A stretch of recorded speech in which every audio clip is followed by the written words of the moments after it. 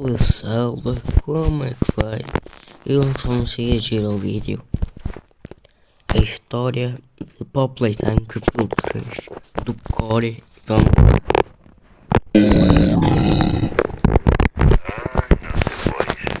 Após sentirem o peso na consciência, talvez eles sorriam para vocês, com as bocas cheias de dentes, carne e plástico. O mundo que é deles agora.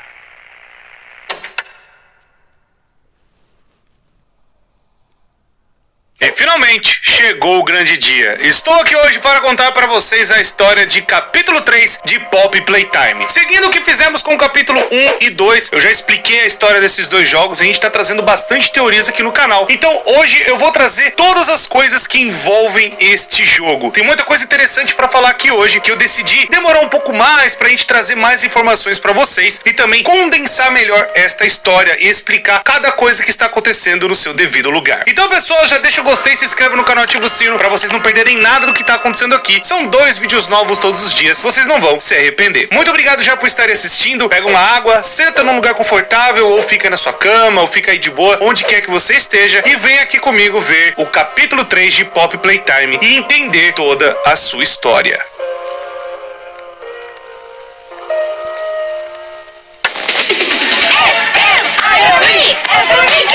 A primeira coisa que nós já somos recebidos é justamente com um trailer de uma série de brinquedos que a gente não tinha escutado até então, chamado The Smiling Critters, onde são apresentados alguns bichinhos bem legais pra gente, e eles claramente fazem uma referência a ursinhos carinhosos. Caso vocês não saibam, um desenho meio antigo, onde cada ursinho tinha uma característica, mas aqui no caso são vários tipos de animaizinhos diferentes, como por exemplo o líder desta trupe muito doida, que é o Dog Day dos Smiling Critters. Temos também Bob Bear Hug, temos Craft Corn, Kickin' Chicken, Bubba Funt, Hop Hopscotch, Pick Pig e, é claro, o 8º membro, Catnap. No caso, eles eram uma linha desses bichinhos de pelúcia que eles serviam para ajudar as crianças a ter um aroma no seu quarto. Tanto que cada bichinho, basicamente, tem um tipo de cheiro diferente. E é claro que o Catnap tem o cheiro da flor de papoula. E justamente que tem várias propriedades especiais que a gente já viu ao decorrer da história de Pop Playtime. Tanto que acontece o seguinte, a gente tá vendo o episódio ali com eles ali todos com medo do escuro e também da tempestade que tá rolando, e o Catnap aparece justamente pra fazê-los dormir. Eles meio que ficam todos felizes porque estavam querendo dormir pra caramba, e aí então só fica o Catnap acordado vendo todos dormir. Mas aí toda essa coisa, né, meio atacada que tá rolando, é cortado imediatamente pra um cara de um jornal falando a respeito de um problema que aconteceu com a linha de produção dos brinquedos, especificamente dos Smiling Critters e mais específico ainda do Catnap. Catnap foi feito justamente para que as crianças pudessem puxar o rabinho dele e soltar um aroma pelo quarto para ajudar elas a dormir. Só que aconteceu um grande problema. Pais e mães ao redor dos Estados Unidos acabaram reclamando que o brinquedo apresentou um problema muito sério. As crianças ficavam com pesadelos e as crianças se debatiam também à noite. Com isso, a Playtime Company acabou fazendo um recall, que é basicamente chamar, né, todos os brinquedos de volta por conta de um defeito e devolver o dinheiro para esses pais e mães preocupados. Mas isso não impediu deles tomarem um putz, né, da televisão, onde eles acabaram sendo expostos justamente por terem esse problema. Por mais que eles já tivessem feito o Huggy Wuggy na época, essa coisa dos Smiling Critters meio que acabou manchando a reputação da empresa por dar esse problema, né, para várias crianças. E aí então eles especificamente retiraram o Catnap das prateleiras, pediram os brinquedos de volta e até tiraram dos comerciais. Então o Catnap acabou virando um brinquedo banido. Ele não estava mais à venda em lugar nenhum.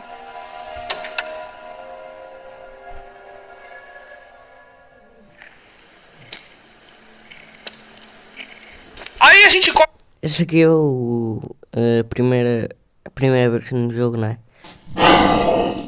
Quarta cena, a gente tá finalmente agora olhando, né, de um jeito meio estranho, e a gente repara que tem alguém carregando, né, o nosso protagonista. E quando a gente menos percebe, é o próprio Catnap que tá carregando a gente pra ser jogado num compactador de lixo. E aí as coisas começam a acontecer finalmente, e a gente vai agora adentrar nessa história. A primeira coisa que acontece depois que a gente tá no compactador de lixo, a gente sai fugindo, né, tudo correndo ali, a gente vê uma fita de uma moça chamada Claire Harper, onde ela seria talvez uma das enfermeiras, ou talvez uma das cuidadoras cuidadoras do tal berçário. Berçário eu já vou explicar pra vocês que é a tal da Playcare, mas ela é a mais, ela não é só um berçário com um orfanato ou algo do tipo. Ela é um complexo com várias outras estruturas que ajudam na educação das crianças, como a própria escola. Tem também a Playhouse, que as crianças se divertem. Tem também uma loja de brinquedos e também a parte de conselho administrativo, que toma conta, né, da organização das crianças. Então são vários prédios que fazem parte do berçário, melhor dizendo. Dentro deles tem o orfanato, que eu expliquei pra vocês e tal. Só que agora, essa Claire Harper, ela tá falando que tá cuidando de uma criança e que ela ficou muito preocupada com o que a criança tava passando à noite. Esta criança, nada mais nada menos, se chama Mary Payne. Mary Payne é justamente a criança que está dentro da Mommy Long Legs. Bom, no começo mesmo do negócio, né, que a gente viu do capítulo 3 e também várias outras partes de teasers que a gente já viu e tal, já teve várias partes falando que as crianças estavam meio que sendo submetidas a, sabe, experimentos e testes dentro da fábrica. Mas agora tá ficando mais claro do que nunca, né, que as crianças eram utilizadas para qualquer fim muito obscuro que rolava dentro lá da fábrica. A gente sabe alguns dos testes que rolaram e eu vou explicar alguns deles pra vocês, principalmente porque teve coisa no Project Playtime que foi explicado. Project Playtime é como se fosse o spin-off multiplayer que rolou, né, entre a metade ali do capítulo 2 pro 3, e aí agora tem várias informações lá dentro que a gente precisa complementar aqui. Então, editor, vou ter que dar esse alt tab, senão a galera vai ficar perdida, mano, porque, né, tem que explicar, né, essa origem, porque senão o povo vai mamar.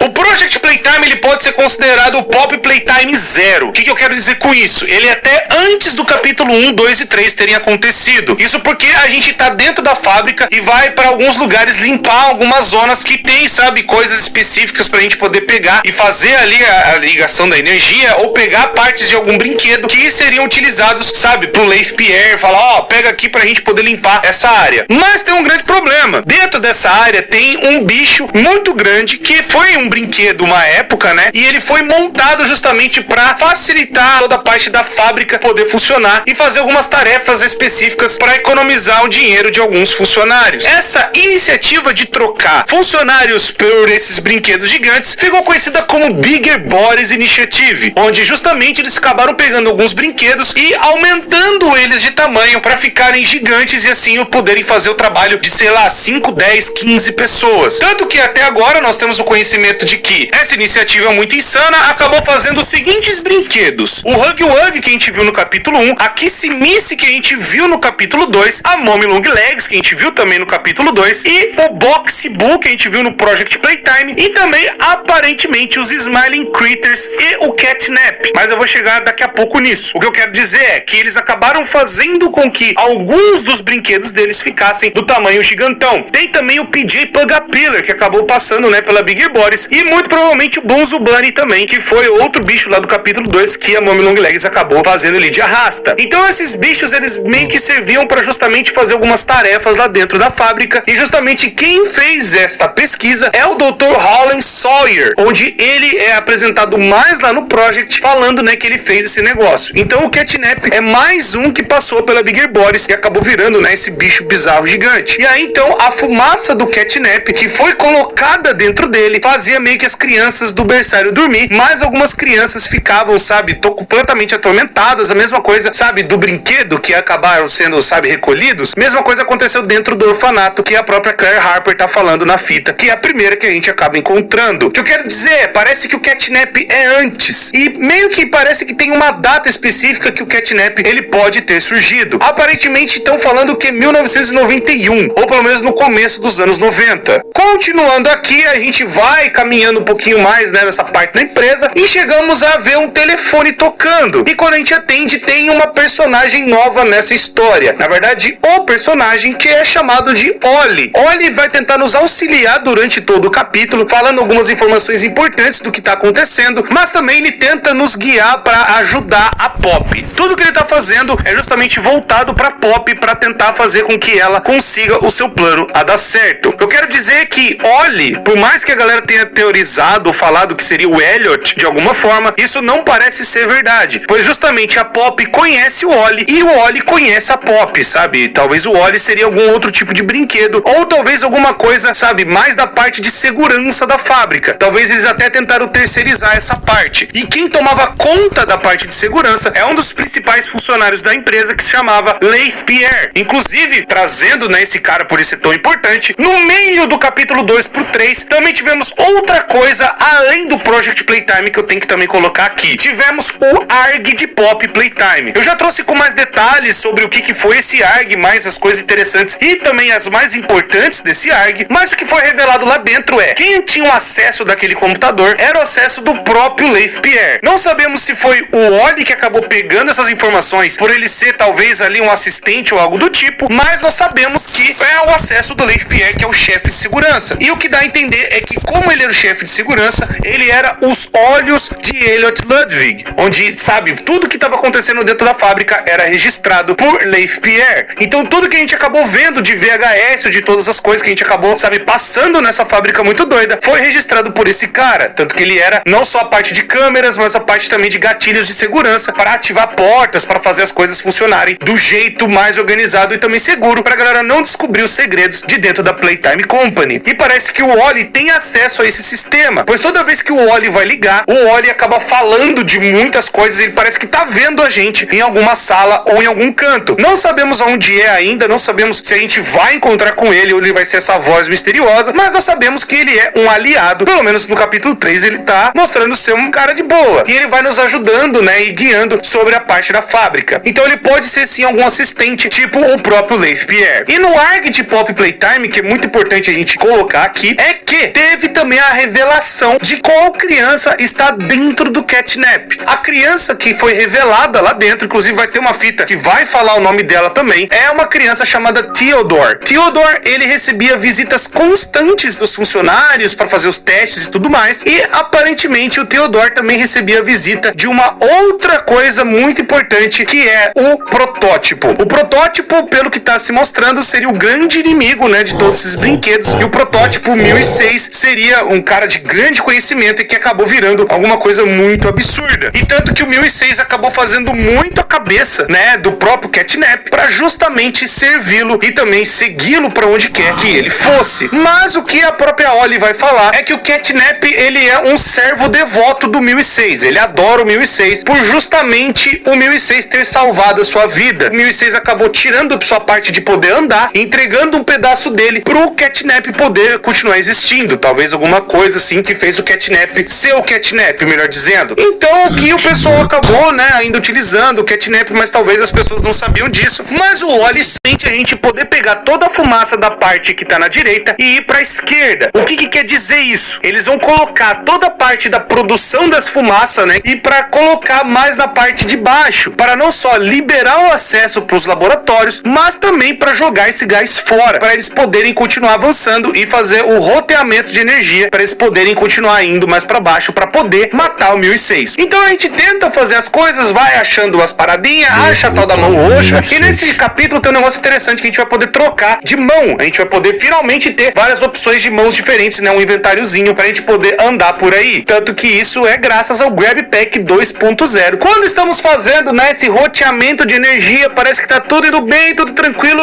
aí do nada a energia acaba. Tudo acaba ali, sabe, apagado, a gente fica todo perdido, o que vai acontecer agora? E o Wally fala, calma que eu vou ajudar você. O Wally, então, ele fala pra gente ir agora de volta na parte principal que tem dentro, né, do berçário, que é como se fosse uma sala de controle, e ali ele fala, ó, a gente vai precisar fazer o roteamento de energia de novo, agora pegando dos geradores reservas, pois parece que alguém desligou o gerador principal, muito possivelmente o Catnap, já percebendo que você tá na área dele. Então agora a gente tem que ir justamente pro orfanato onde as crianças dormiam, e a gente vai enfrentar muitas coisas interessantes lá dentro. O objetivo agora é tentar pegar a energia de cada lugar e fazer o roteamento delas para voltar, né, lá na parte do gás e religar pra gente poder avançar pra parte mais embaixo. Só que aí quando a gente vai chegar no berçário, a gente meio que vê uma fumaça vermelha tomando conta do lugar, né, um negócio bem esquisito. E aí do nada, as nossas mãos ali, sim, sabe, aquele negócio do Grab Pack some, e a gente tá andando agora em corredores gigantes e coisas meio sinistras vindo falar com a gente. interessante. Bom, essa parte é muito interessante, pois é o sonho do protagonista, na verdade um pesadelo. Mas aqui o catnap, ele é um indutor de pesadelo, ele faz com que a gente acaba revivendo coisas ou traumas do passado, e aqui a gente vai ter mais foco no protagonista. Nós temos alguns áudios vindo, né, de um rádio meio esquisito, onde nós como adultos fazendo para as crianças, mas quando a gente tá lá embaixo a gente descobre que o Sr. Elliot Ludwig... Esse foi o vídeo. No outro vídeo continuamos. Tchau. Tchau.